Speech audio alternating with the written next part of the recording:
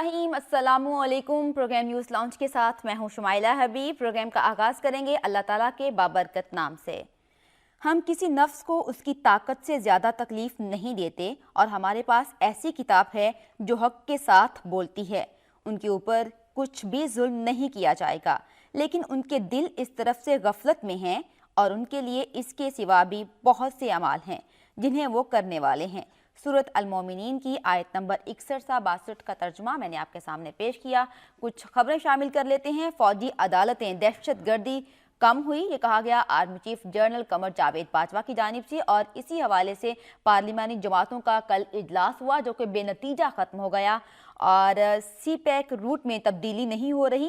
कौमी मनसूबों के साथ मुल्क की तकदीर वाबस्ता है। सदर ममनून हुसैन की जानिब से कहा गया। वज़ीर-ए-आज़म की जानिब से बरामद कुंदगान के लिए 180 अरब का पैकेज। टेक्सटाइल मशीनरी पर सेल्स टैक्स, कपास की दरामदी ड्यूटी भी ख़त्म कर दी गई। और कुछ दीगर अहम खबरें भी डिस्कस करेंगे। कर्नल रिटायर्ड असद महमूद साहब हमारे साथ मौजूद हैं। अस्सलाम वालेकुम सर। वालेकुम अस्सलाम। कैसे हैं आप? गुड अल्हम्दुलिल्लाह। सर, सबसे पहले तो हम बात कर लेते हैं फ़ौजी अदालतों के हवाले से। 2 साल तक ये फ़ौजी अदालतें रहीं और बहुत से दहशतगर्दों को मनतकी अंजाम तक भी पहुंचाया गया, लेकिन अब पार्लिमानी जमातों की जानिब से इसकी मुखालिफत की जा रही है और पाकिस्तान तहरीक इंसाफ ने भी बहुत से सवालात खड़े कर दिए हैं। आप क्या समझते हैं कि फ़ौजी अदालतों का तोसी होनी चाहिए थी, इनको आगे बढ़ना चाहिए था, इनका क़याम होना चाहिए था? बिस्मिल्लाहिर्रहमानिर्रहीम।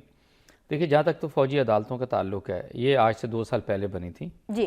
अच्छा, इसके बाद क्या हुआ कि वो बड़े स्पेशल सर्कमस्टांसेस थे। वाई? बिकॉज 16 दिसंबर को जो इतना भयानक हादसा हुआ था जी, जिस तरीके से APS के बच्चों को शहीद किया गया था। और आप ये जहन में रखें कि ये दुनिया का वाहिद एक ऐसा इंसिडेंट था कि जिसके अंदर इतने बच्चों को शहीद किया गया, पूरी दुनिया में इसके नज़ीर हकीकत में नहीं मिलती। तो 2 बार जिसको कहते हैं कि एक वेव बनी थी पूरे मुल्क के अंदर, सारी सियासी पार्टीज़ जो थी वो इकट्ठी थी और उसी के अंदर नेशनल एक्शन प्लान आया और ये फ़ौजी अदालतों का जो क़याम था, it was part of the national action plan.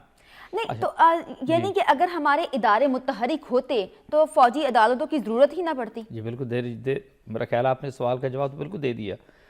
जहाँ तक तो फ़ौजी, पहले यहाँ बात करते हैं कि फ़ौजी अदालतों का जो आपने इस्टेब्लिश की, नेचुरली जिस क्वांटम के जिस तरह के वो केसेस आते रहे, वो उसी तरीके से आप अदालतों को इंक्रीज़ करके बनाते गए।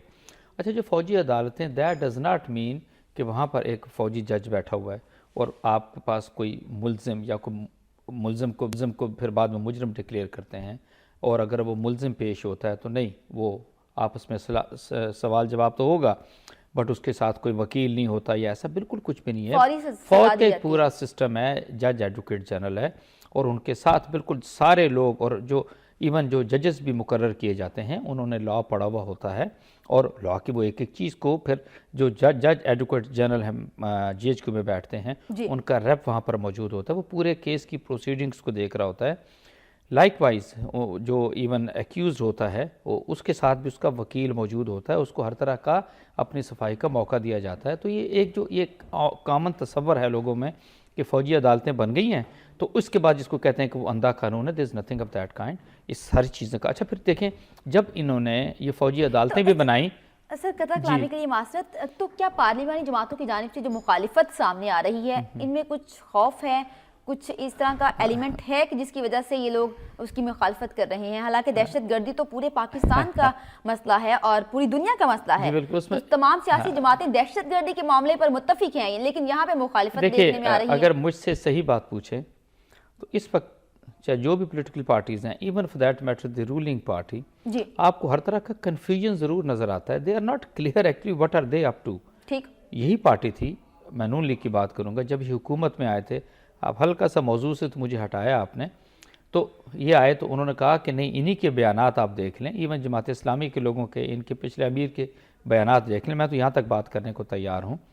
तो इन्होंने ये कहा था कि ये इससे पहले वो आलमोस्ट 50-60 हज़ार लोगों को पाकिस्तान के अंदर शहीद कर चुके थे। मैं इन दहशतगर्दों की बात कर रहा हूँ जिनके लिए आपने ये अदालतें बनाई थी। तो उन्होंने कहा कि नहीं, ये वो हमारे भाई हैं, ये हमसे नाराज़ हैं, हमसे रूठे हुए हैं, हमसे इनकी मे भी कोई ऐसा है, we need to get in touch with them, हमने उनकी नाराज़गी को दूर करना है। ठीक, और इस अच्छा, साथ ही उन्होंने मुज़ाकरात का डोल जब वो डाल दिया। ठीक, कहानी चलती थी, इरफान सिद्दीकी साहब बीच में होते थे, किसी मौलवी को साथ लेते थे, इसके बाद हेलीकॉप्टर में बैठते थे और तालिबान से जाके मुज़ाकरात करते थे। ये सिलसिला चलता रहा और फाइनली जब इधर वो मुज़ाकरात कर रहे थे, इधर वो अपने स्ट्रेंथ को गेन कर रहे थे हर जगह के ऊपर, और कराची एयरपोर्ट का इंसिडेंट हुआ जी। और फिर आई वुड से कि शायद वो चीज़ें तब्दील होना शुरू हुई। वो तो जून में आपने ज़रबे शुरू कर दिए थे 14 के अंदर, और उसके बाद जिस कल्मिनेशन था ये जब हमारे बच्चे इन्होंने आके शहीद कर दिए, that was the culmination point.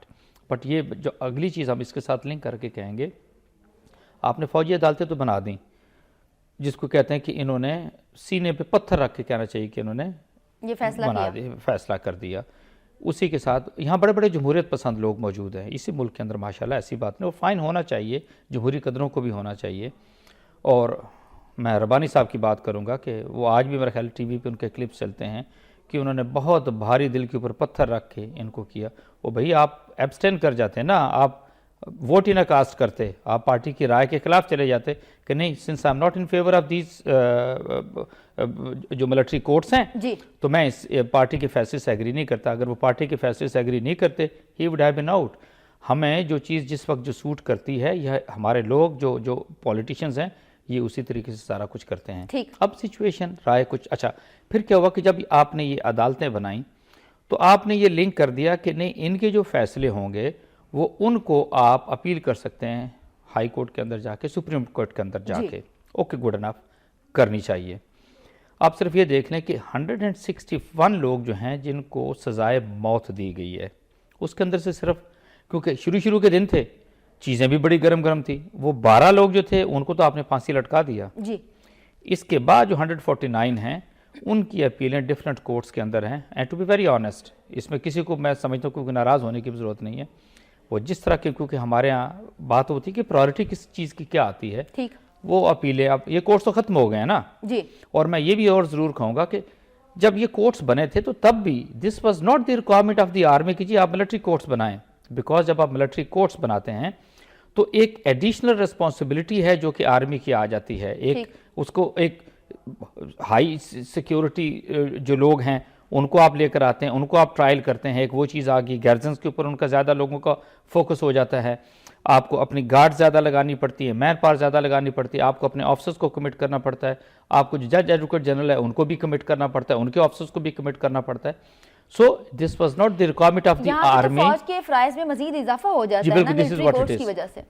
तो ना इससे पहले फौज ने कहा था जी कि दे आर इंटरेस्टेड जी कि नहीं आप फौजी अदालतें कायम करें, और ना अब भी इस वक्त ना तो चीफ ऑफ आर्मी स्टाफ की तरफ से, ना even for that matter core commanders की कॉन्फ्रेंस से जो कल हुई है, जिसके अंदर ये बात हुई और जिस खबर को हम डिस्कस कर रहे हैं, कि उन्होंने कहा जी कि नहीं इसको कंटिन्यू करें। भाई डोंट कंटिन्यू दिस, आप खत्म कर दिए तो खत्म कर दिए ना, let it be like that. और मैं समझता हूँ कि फौज को भी आगे बढ़ के नहीं कहना चाहिए कि नहीं जी नहीं, वी आर दी वन, कि आप हमें बताएं कि हम ये काम करें। ये काम किसका है, ये काम कोर्ट्स का, ये काम किसका है, ये काम है एग्जीक्यूटिव का और फिर हुकूमत वक्त का, कि वो लोग जिनके हज़ारों लोगों को हमने शहीद कर दिए, पाकिस्तानी शहीद हो गए, इसके बाद पुलिस वाले, रेंजर्स वाले, एफसी वाले और for that matter arm forces के लोग जो हैं, जो इन दरिंदों ने शहीद किए हैं, आफ्टर कोई तो अदालत हो, एंटी टेररिस्ट कोर्ट्स बैठे हुए हैं ना, why don't they give the decisions, वो उनको डिसीजन दें एंड दैट्स इट। यहां तक तो